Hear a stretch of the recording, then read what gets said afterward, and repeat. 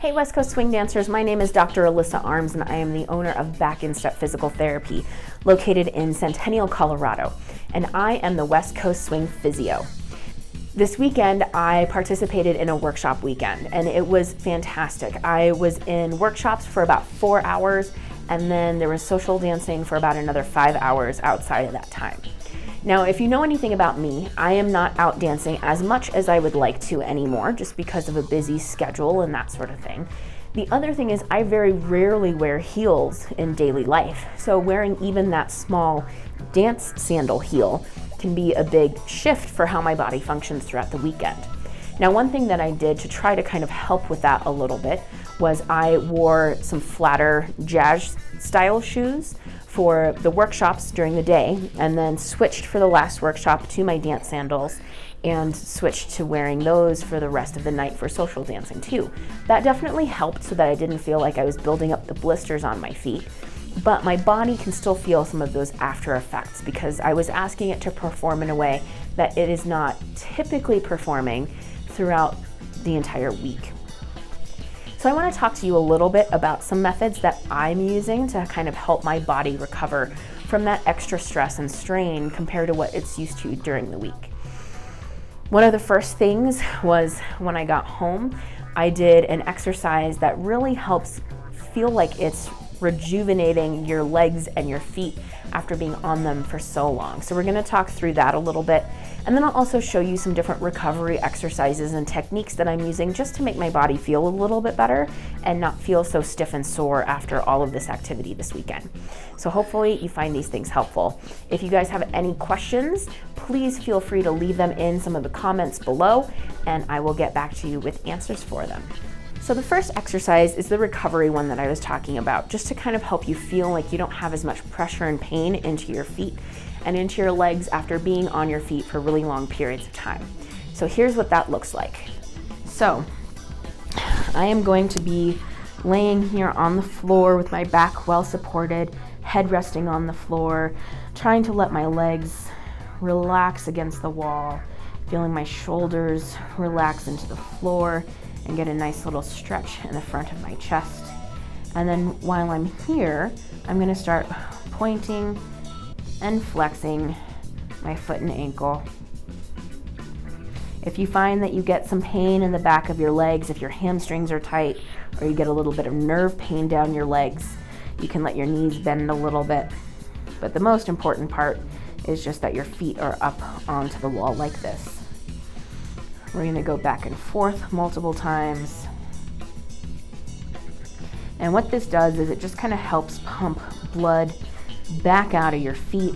Any swelling that you might have gets it back to your body, really using the advantage of gravity, but then also using those muscles as an actual mechanism for pumping that fluid. I can also work on little circles, going each way. This will help the foot and ankle feel like it's loosening up a little bit, since they might feel a little stiff and sore. And then I also like to kind of work on hips a little bit here. So I'll actually let my hips rotate so that my feet point outward and then come back in and point them in towards one another. So I'm going to do this real gentle back and forth. Just getting all of those muscles to move a little bit. Get some of that blood flow to return upward. So that's an exercise that I might do for about 10 to 15 minutes at the end of a night when I feel like my legs and feet are really tired and maybe getting a little bit sore. It's also something that's great to do maybe in the middle of a workshop weekend or competition weekend, anything like that where you're spending a lot of time on your feet. If you can find some time around lunch or a dinner break or some other period of time, it's a nice little recovery method just to give you a little bit more stamina and endurance with some of the things that you're doing. Okay, so we've talked a little bit about the recovery technique that I like that's up against the wall with your feet up on it, just to kind of help improve some of that blood flow, improve some of that tension, tightness, achiness that you might have into your feet and legs after a lot of time on your feet dancing. Next, I want to talk about a few different exercises that I like to use to sort of re-engage certain muscles throughout my body. It's normal that if you have been using those muscles a lot during the weekend, say you're at a dance convention weekend and you have been dancing a ton, and you get to the point where those muscles just kind of say, nope, I'm done, I can't do anymore. Or maybe you're somebody who doesn't really get out dancing that frequently, but you still participate in a long evening of social dancing or a workshop weekend, pushing your body beyond what it is typically used to as far as its endurance with those muscles. All of these exercises can be good for either of those groups. The ones who just really push themselves and are kind of used to it, but push themselves to that point of fatigue, and the people who maybe don't do it that frequently, but their body is letting them know that it's kind of done for the moment. In either of those cases, sometimes the muscles, it's almost like they kind of forget what they're supposed to be doing. So it's nice to use some of these really basic exercises just to remind them what they're supposed to be doing, how they're supposed to be working, and how they're supposed to be working with one another. So again, these are really basic exercises, but they really are more of just a reminder rather than trying to correct something. First one we're going to be talking about is engaging lower abdominals. With these muscles, it kind of spans across your pelvis and abdomen, and they help to stabilize everything. With a lot of the movements that we do, and especially if you suffer with anything like low back pain, those muscles can really be the ones that get affected. So this is really helpful for that case. After that, we're going to be talking about some spinal rotation exercises. We spend a lot of time either in a nice square neutral position or working some of that contra body type motion, lots of rotation in through the torso and trunk. And those muscles can get fatigued too, and things can just feel kind of stiff throughout your spine. So we're going to talk about some ideas of how you can address that. We're also going to talk about strengthening or engaging some of the muscles in your hips that get worked a lot because we're spending so much time on one foot, whether it is just taking our steps forwards and backwards or doing something fancy like one-footed spins, making sure that we're re-engaging those muscles well. And then we'll also talk a little bit about some things that you can do for your neck and upper body, since sometimes, whether we are getting pushed and pulled a lot through our arms, or if you're like me and you like doing hairstyling, doing a nice little hair whip in there, sometimes that neck and upper body can get a little bit stiff and sore too. So those are the things that we're generally going to be covering. Let's talk about those abdominal exercises first. Okay, so in this position with your body nicely supported on the floor, knees bent and feet flat on the floor, I want you to first think about finding those hip bones at the front of your hips. Come in just slightly towards the center where it's no longer bony, it's the softer area, and give a little bit of a cough. Feel what happens underneath those fingers. What you'll notice is that muscle that's right underneath there should just gently push up into your fingertips. This is what you're going for when you're trying to do this exercise, just not as intense of a contraction. This just gives you an idea of where you're trying to feel this. So again, put those fingers there, do your little cough, and now what you're going to do is think about pulling your belly button down towards your spine.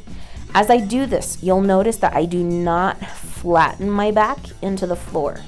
My idea with this is I want to keep a nice neutral spine because that's how I walk around throughout my day. I want to make sure that those muscles are engaging this way. If I let my back flatten, I'm now letting those muscles know that this is how it works, even though I don't walk around like that throughout the day. So again, belly button towards spine. Now, if you over-engage all of these abdominal muscles, it makes it hard to breathe. You'll notice that you hold your breath. If I do that as I'm talking to you, in a minute here, you'll also notice that it gets really hard for me to talk. So if I engage all of these different muscles, it's really hard for me to create speech.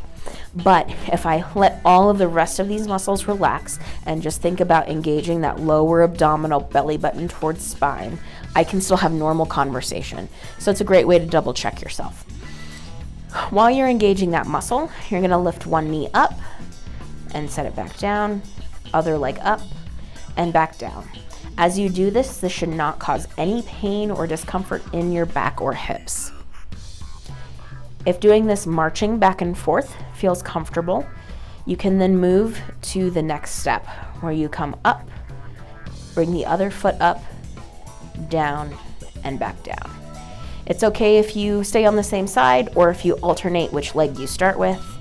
The pattern doesn't truly matter as long as we just have both legs up at one time, because that adds some stress onto that lower abdominal muscle, making sure that it is engaging even a little bit more. While we're here, it's also a great opportunity to do some rotational exercises. We're going to start in this exact same starting position, body supported, knees bent, and feet flat. I'm going to let my knees come over to one side and get a nice stretch there. And then I'll come up and back over the other way. And as I do this, you can feel it potentially down into your hip, into your low back, and even up into your rib cage. It just kind of depends on where you're tight. In some cases, you may even feel it into your chest and front of the shoulder, because it's so tight, it's creating a little bit of a stretch there as well. So I'll just go back and forth. I might spend about 10 seconds on each side, or I can just go back and forth nice and slow and controlled.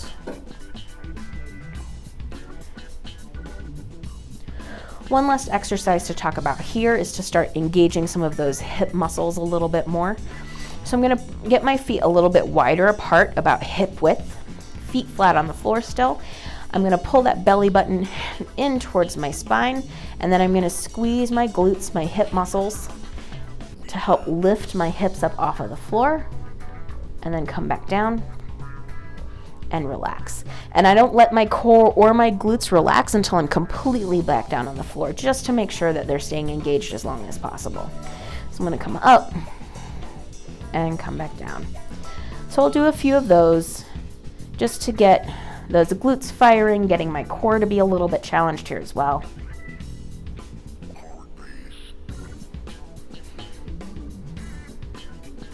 All right, next exercise.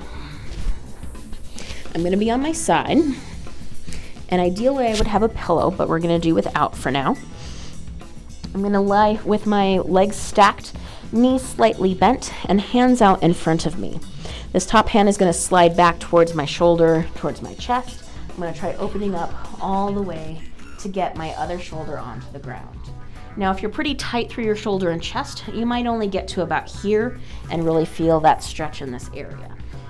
Just go to where you feel a good stretch or can relax, and then you're going to come back in the same way.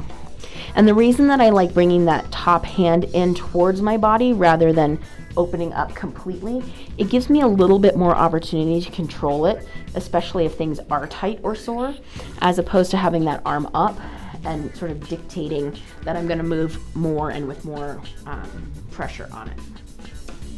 So I'll come back in this way again. Last time on this side.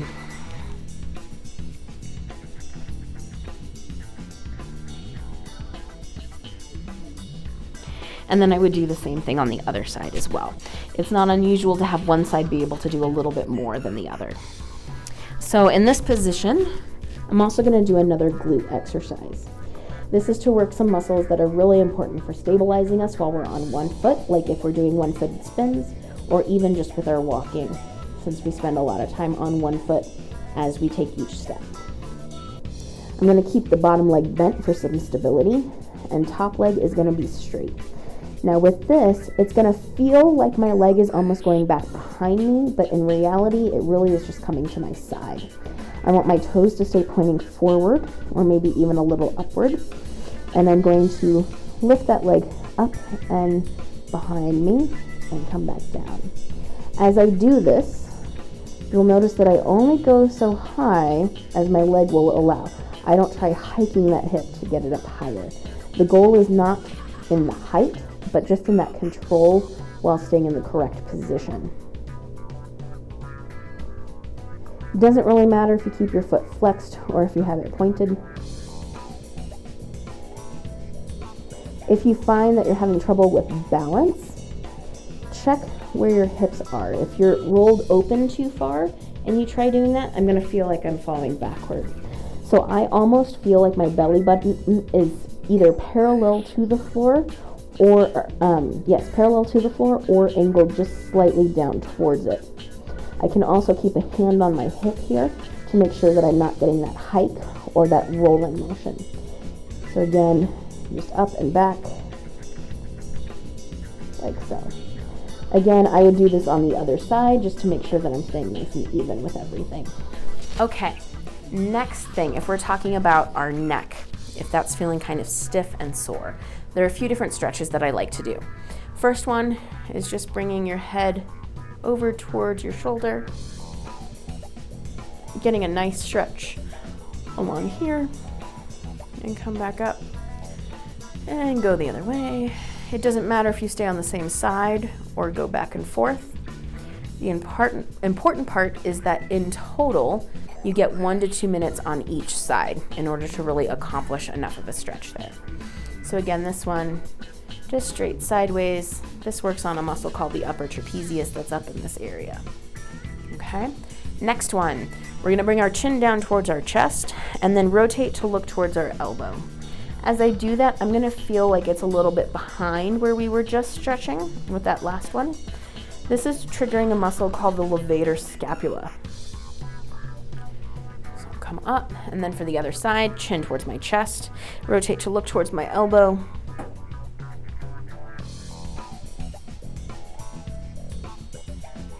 And again, I would do that on both sides. Last one that I like to get is gonna get a little bit further in front rather than side or back like our last two stretches. You're gonna look up towards the ceiling and then sort of angle your head away. And I feel that right up in here as I do that. So again, I'll hold for a few seconds, a total of 1 to 2 minutes when I'm doing this in whatever chunks I need it to be. I again feel that right up in here. And then last thing that I like to do is to take my hands, I'm gonna lace them together, but behind my head. I'll show you what it looks like from this angle and from a side angle. And with my head in front of that, I'm gonna be extending my head over top of my hands. What this does is it lets me just kind of hinge up there, get some of those muscles to relax a little bit, and helps gap some of those joints a little bit to relieve some tension that might be building up in the neck. So I'm gonna take those hands, lace them back behind my head and the back of my neck, and then just look up and over. Now, as you do this, you don't want to feel like you're becoming a Pez dispenser and just letting that head really flex backward. That's not good for the neck, and we have some important blood vessels and things in that area that we don't want to irritate, but doing a really gentle stretch is okay. So to show you the difference from the side, if I were to do it with sort of the Pez dispenser look, it's gonna look like this. And you can see that really sharp pivot that's happening up here. But with my hands in place back behind my neck, I'm gonna come up, and it's a really gentle, almost like I'm trying to arch backward rather than trying to completely fold over my hands. So in conjunction with those different things, we've talked about that recovery exercise for your feet and your legs. We've talked about some things to re-engage core muscles, different hip muscles, and get some rotation back into your spine. We've also talked about some stuff for your neck and upper back. And then the last thing I really like to do is just to use a tennis ball. So my favorite thing is to put a tennis ball inside of a tube sock, and then that acts as a little handle for you. You can use that back behind you, between you and the wall or between you and the floor, and you can use it on any area of your body. I wouldn't recommend any real bony areas, but anything else is totally fine. And then you use your own body weight to kind of dictate how much pressure and where exactly it's gonna work. This is fantastic using 2 in one sock up at the base of your head and along your neck, or you can use just a single ball in a sock back around your shoulders and shoulder blades, into your low back and into your buttocks, into the hips. You can also use this really anywhere as long as you can get yourself in the right position to be able to use it. So these are some ideas to kind of help you recover a little bit after a long dancing weekend, or really any time that you're spending a lot of time on your feet. And hopefully you find these helpful. If you guys have any questions or concerns, feel free to leave some comments below, and I'll get back to you about anything that you ask, and hopefully can get you back on track with keeping you happy and healthy while you dance the night away. Thanks.